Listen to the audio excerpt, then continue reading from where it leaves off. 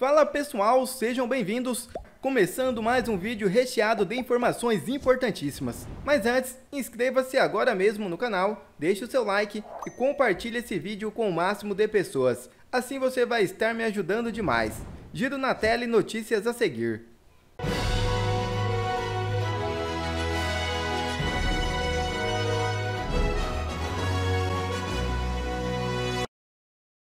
Felipe Neto é condenado a indenizar Arthur Lira por danos morais após ofensa em debate público. O youtuber Felipe Neto foi condenado a pagar 20 mil de indenização por danos morais ao presidente da Câmara dos Deputados Arthur Lira, após chamá-lo de excrementíssimo durante um debate. A decisão foi proferida pelo juiz Kleber de Andrade Pinto, da 16ª Vara Civil de Brasília, e o valor corresponde a 10% dos 200 mil inicialmente solicitados por Lira. E governo deu um calote de 200 milhões no Exército. O prejuízo da força ocorreu com a mobilização de tropas e equipamentos na fronteira com a Venezuela. O Exército brasileiro sofreu um prejuízo significativo por parte do governo federal, depois da mobilização de tropas e equipamentos durante a Operação Roraima, desencadeada em dezembro de 2023. A operação, que visava reforçar a segurança em Pacaraima em virtude das tensões territoriais entre Venezuela e Guiana, teve custo de 208 milhões.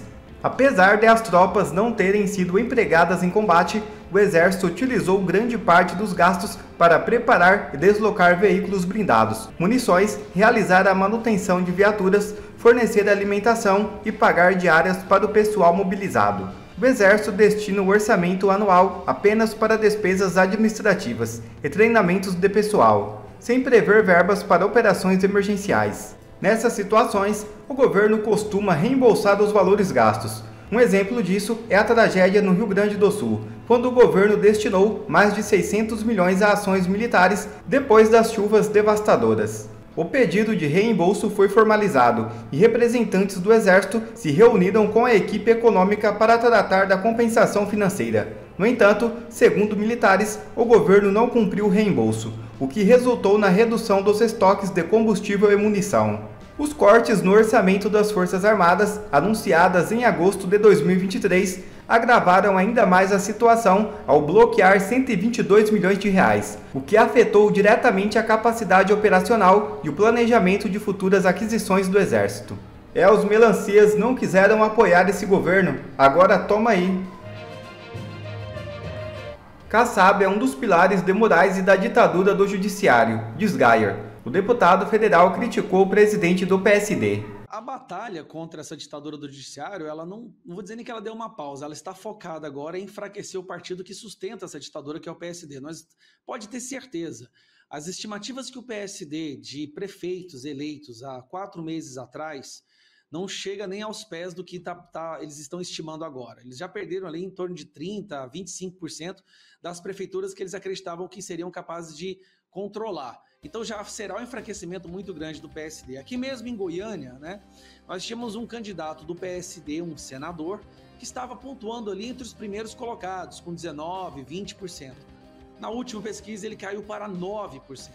E nós sabemos que ele perdeu 10 pontos. Basicamente ele está em 4º ou 5º lugar agora. Ele perdeu esses 10 pontos por causa dessa campanha contra o PSD. E aqui é uma capital do estado de Goiás, uma capital que o PSD perdeu por conta dessa campanha. Isso está acontecendo em várias outras cidades.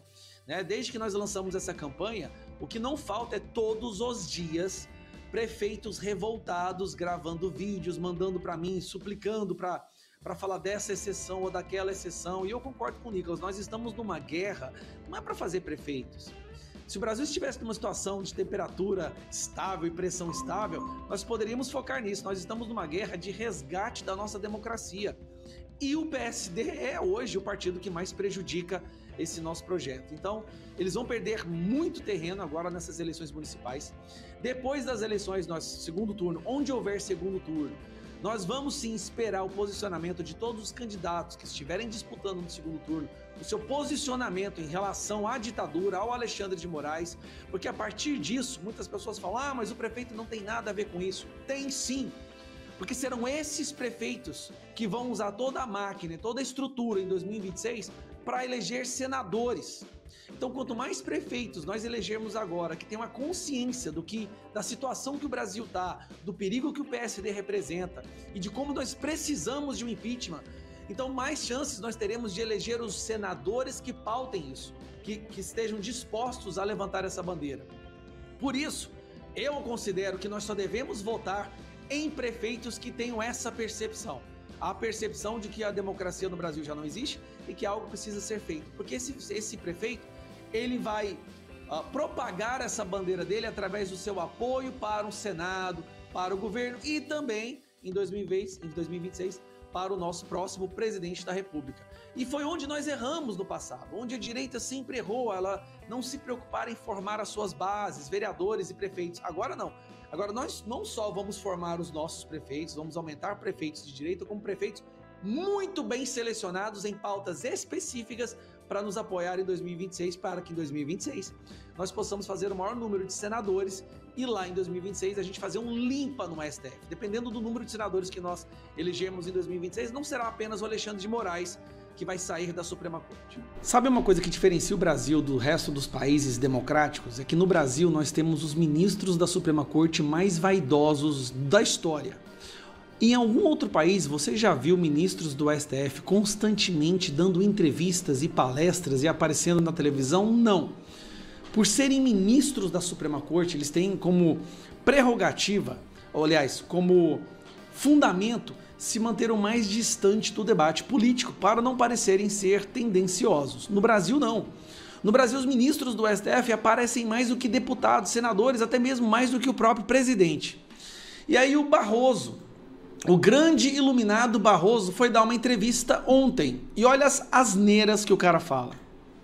Como o senhor vê esse projeto de lei da anistia? Olha, pela Constituição, quem tem competência para dar anistia é o Congresso. Portanto, acho que o debate está acontecendo no lugar certo. Não é isso que o seu colega Alexandre de Moraes disse. Inclusive, o Alexandre deixou bem claro que se provar a anistia no Congresso, ele vai revogar ela no STF. Como os outros debates estão acontecendo. Tem um debate sobre mandato no Supremo. Acho que é legítimo o Congresso debater isso. Fala isso diante das câmeras, mas depois vai lá, os ministros do STF ligam para senadores e deputados ameaçando. Tem a queixa das decisões monocráticas, o pedido de vista. Isso acho que a gente já resolveu pelo regimento, mas é legítimo. Eu acho que o Congresso debater as grandes questões nacionais faz parte da vida democrática. Quando eu acho que é necessário o Supremo se manifestar, porque nós também fazemos parte do debate público. Não. Os senhores não fazem parte do debate público. Os senhores não deveriam fazer parte de debate algum. O fato de o senhor falar uma besteira dessa, me lembra aquela fala do derrotamos o bolsonarismo ou perdeu o Mané. O problema é justamente porque os senhores não só querem fazer parte do debate público, mas querem ditar o debate público. Eu me manifesto, mas eu não vejo com muita naturalidade o Congresso debater essas questões. Vejo com um pouco mais de reserva. O que ele vê com um pouco mais de reserva? Os pedidos de impeachment. Porque aí, vamos fazer uma analogia de um jogo de futebol. Vamos fazer essa analogia. Você tem os 11 jogadores, às vezes, evidentemente, eles têm posições diferentes, chutam a bola, às vezes, para o lado contrário. Cada um tem a sua estratégia, faz parte do jogo. Mas quando um dos times passa a trabalhar para que você expulse jogadores do outro time, você deixou de jogar e não quer deixar que o outro time jogue. Deixa eu ver se eu entendi. Através da sua absurda analogia nesse momento, o STF é um time, o Congresso é outro time? Deixa eu explicar o que tão grave que é isso. Aqui ele está falando que o STF é puramente corporativista. Eles devem proteger uns aos outros e não a Constituição. Segundo, ele coloca a Suprema Corte como sendo uma adversária, uma opositora do Congresso, que é eleita pelo povo. Não poderia existir uma analogia mais ridícula do que essa. O STF não é um time, o STF é uma instituição na qual a sua composição existem membros que são escolhidos pelo presidente e depois sabatinados pelo Senado. Quando algum desses membros quebra as regras, comete crimes, esse membro tem que sair, e quem tira é o Congresso. Não é um Congresso tentando diminuir o outro time, não há uma competição. Peraí, não deveria haver uma concorrência entre as duas instituições. Essa analogia foi tão estúpida que eu acho que ele teve um daqueles momentos de sincericídio. Portanto, eu acho que o impeachment, eu acho que ele é Vamos, desembucha. Um elemento não desejável do debate público. Primeiro que vocês não deveriam estar no debate público, o impeachment é constitucional, nós temos o direito de pedir o impeachment e essa sua fala mostra mais uma vez o quanto vocês estão abusando do poder. Que é você querer expulsar o jogador do outro time. Não deveria existir dois times, Barroso. O Congresso e o STF não deveriam ser times adversários lutando pela bola. Deveriam todos estar trabalhando juntos pela Constituição, pela democracia. A sua fala foi de uma estupidez que eu fico imaginando como que você conseguiu se convencer de ser um ser iluminado. Em vez de fazer o jogo de acordo com as regras naturais do jogo. As regras naturais, está lá na Constituição. Crime de abuso de autoridade, improbidade, existem todo um rol de crimes que o ministro do STF pode cometer que é plausível de impeachment, passível de impeachment. E o Alexandre de Moraes cometeu todos, do começo ao fim. Mas fora isso, eu acho que numa democracia nenhum tema é tabu. Tudo pode ser discutido. Fora o impeachment do STF, tudo a gente pode conversar, menos o impeachment de um colega meu, porque se der um impeachment de um colega meu, eu posso ser o próximo. À luz do dia. Eu sou um ser kantiano, assim, eu acredito piamente que tudo que é bom, certo e legítimo um dia vai prevalecer no espaço público.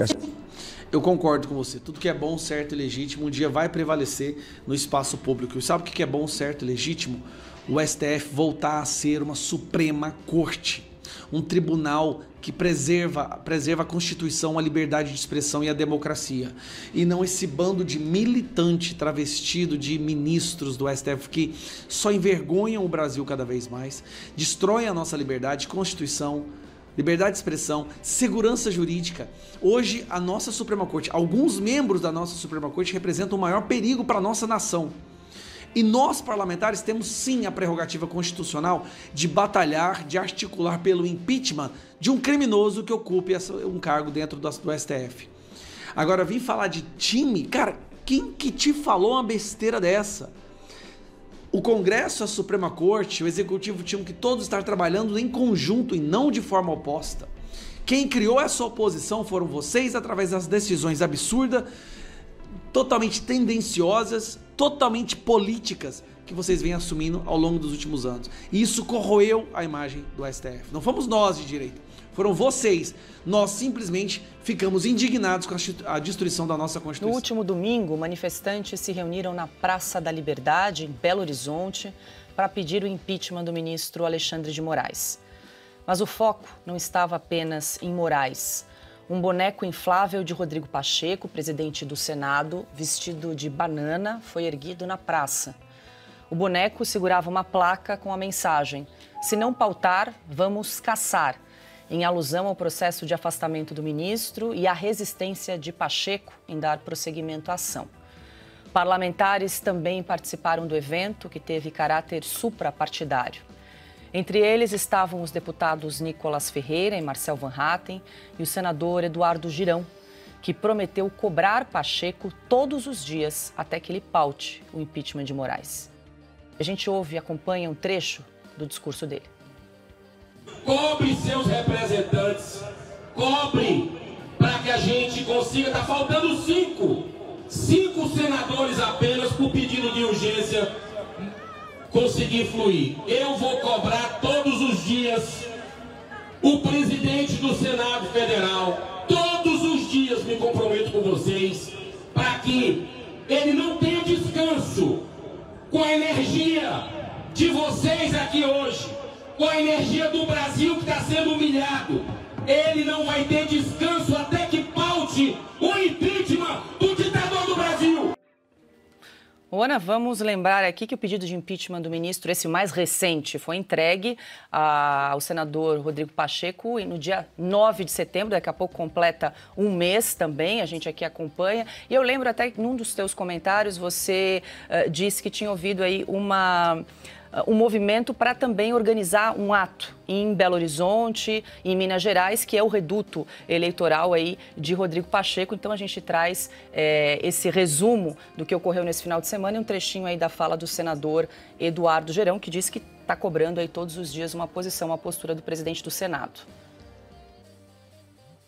Bom, os mineiros reagindo, e porque não é apenas o meu querido estado, Minas Gerais, né, que está aí também na mira de uma possível candidatura ao governo do estado por Pacheco, porque é o que rola nos bastidores, né?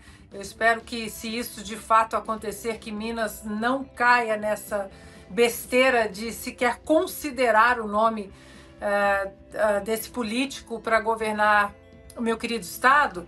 Mas Minas, Paula, assim como em outros movimentos importantes, como a Inconfidência Mineira, por exemplo, na nossa bandeira, né, ali, libertas quais será também, liberdade ainda que tardia, Minas entendeu que o Rodrigo Pacheco hoje é um problema para o Brasil, para a nossa Constituição, ordenamento jurídico, tudo isso que nós estamos pontuando aqui desde os nossos primeiros comentários. Porque esse desmando todo, esse hospício jurídico ao qual o Brasil foi submetido, principalmente por parte do Alexandre de Moraes, do regime totalitário, né, e louco de Alexandre de Moraes, o Alexandre de Moraes se sentiu absolutamente confortável para fazer o que ele vem fazendo já há alguns anos. Quando nós mostramos aqui o que foi dito, a reportagem da Folha, através do Glenn Greenwald, o que foi dito nas internas por juízes, assessores do Alexandre de Moraes sobre a revista Oeste, não achou nada? Inventa! Dá o seu jeito! Quando foi questionado, né, vamos derrubar essa revista golpista, e o outro voltou, o Ayrton voltou e disse, né, o Tagliaferro, mas eu só achei matérias jornalísticas. Mas dá o seu jeito, use a criatividade. Esse tipo de comportamento, Paula, ele só acontece porque existe um cenário muito confortável de absoluta certeza da impunidade. Absoluta certeza de que nada vai acontecer com eles. E tudo isso, todo esse fio da impunidade a quem deveria respeitar as nossas leis, sejam eles juízes de primeira instância, segunda instância e principalmente do Supremo, nós temos ferramentas para que esse respeito ele seja colocado em prática. Nós temos ferramentas constitucionais, chamadas de freios e contrapesos, os famosos checks and balances, que o próprio Alexandre de Moraes já repetiu em inglês várias vezes, em vários discursos. Checks and balances para cá, checks and balances para lá, freios e contrapesos. Nós temos isso no Brasil. E o Alexandre de Moraes se sentiu absolutamente confortável. Ele e todos os seus satélites, né?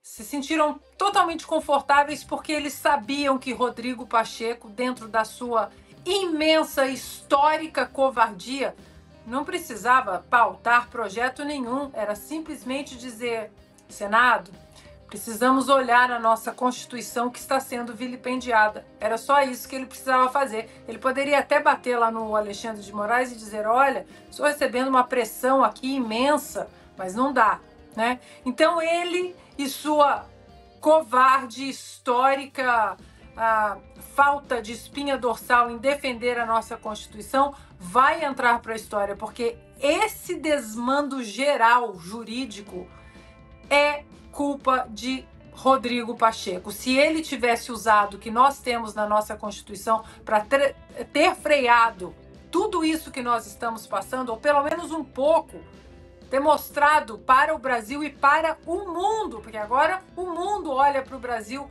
ali não é um país sério. Ali eles dizem que tem Constituição, eles dizem que tem ferramentas de checks and balances, de freios e contrapesos, mas eles não usam. É um país corrupto, é um Senado corrupto, que está de joelhos para um judiciário que não respeita as leis do próprio país, então ali não tem que ter investimento. muito disso que estamos vivendo é culpa, sim, de Rodrigo Pacheco. Quer ver mais conteúdos como esse? Então inscreva-se agora mesmo no canal e ative o sininho das notificações. Assim você não perde mais nenhum conteúdo que é postado aqui no canal. E também já deixe o seu like para o YouTube ajudar a divulgar o nosso trabalho. Fico por aqui e que Deus abençoe a todos.